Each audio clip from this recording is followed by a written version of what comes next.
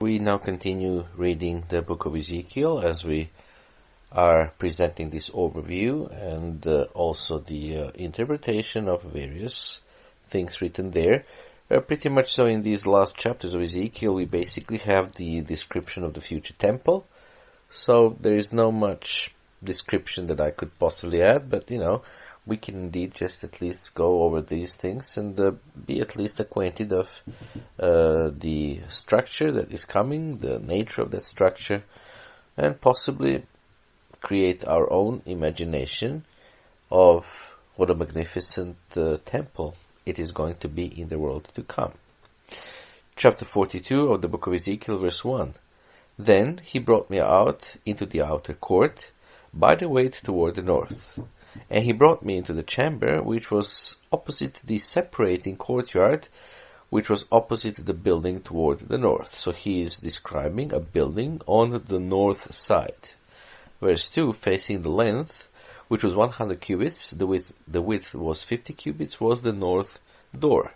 Opposite the inner court of 20 cubits, and opposite of the pavement of the outer court, was gallery against gallery in 3 stories. In front of the chambers, toward the inside, was a walk 10 cubits wide, and a distance of 1 cubit, and their doors faced north. Now, verse 5, the upper chambers were shorter, because the galleries took away space from them more than from the lower and middle stories of the building. So you see, side rooms were larger as one went up higher. Verse 6, for they were in 3 stories, and did not have pillars like the pillars of the courts. Therefore the upper level was shortened more than the lower and middle levels from the ground up. Verse 7, and the wall which was outside ran parallel to the chambers at the front of the chambers toward the outer court. Its length was 50 cubits.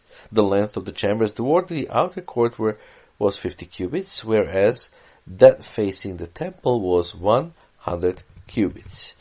So you see, brethren, basically we're here having dining areas opposite of side chambers. They're wider at the bottom for priests. They're separate buildings, that is. The same thing is also on the south. Now there were 500 rods, which is 3,000 feet square, or 3/5 of mile. Now pillars are 30 cubits, which is 50 to 60 feet high. They are from hollow bronze.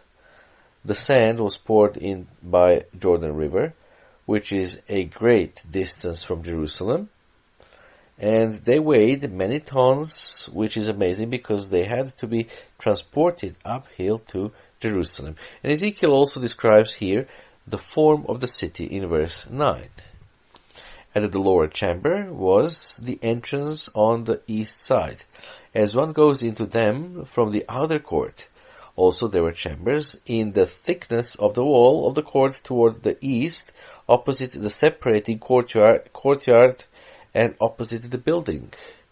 Verse 11, there was a walk in front of them also, and their appearance was like the chambers which were toward the north.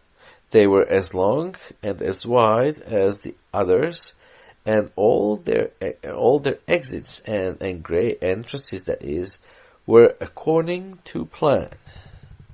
According to plan, verse 12.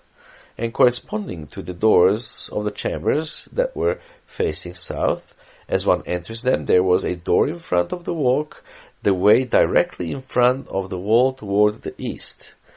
Then he said to me, verse 13, the north chambers and the south chambers, which are opposite the separating courtyard, are the holy chambers where the priests who approach the Lord shall eat the most holy offerings.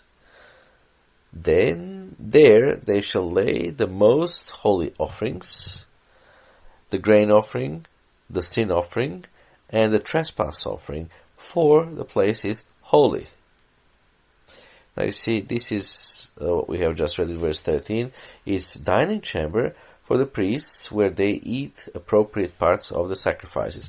Verse 14, when the priests enter them, they shall not go out of the holy chamber into the outer court, but there they shall leave their garments in which they minister, for they are holy. They shall put on other garments. Then they may approach that which is for the people. Now when he had finished measuring the inner temple, he brought me out through the gateway that faces toward the east and measured it all around. So you see, now he goes outside, and outside of the wall, he is going outside of the wall to measure things. Verse 16, the measuring the east side with the measuring rod, 500 rods by the measuring rod all around. So, brethren, that would be like 3,000 feet. It's an area that is more than a mile square devoted to the holy purposes, Verse 17, he measures the north side, 500 rods by the measuring rod all around. He measured the south side, 500 rods by the measuring rod. So this is the altar sacrifice. Verse 19, he came around to the west side and measured the hundreds holy by the measuring rod. He measured it on the four sides. It had a wall all around, 500 cubits long and 500 cubits wide, to separate the holy areas from the common. And so this was yet another chapter that we have just read, and we'll continue to read until the very end of the book of Ezekiel. Obviously prophet for our modern times.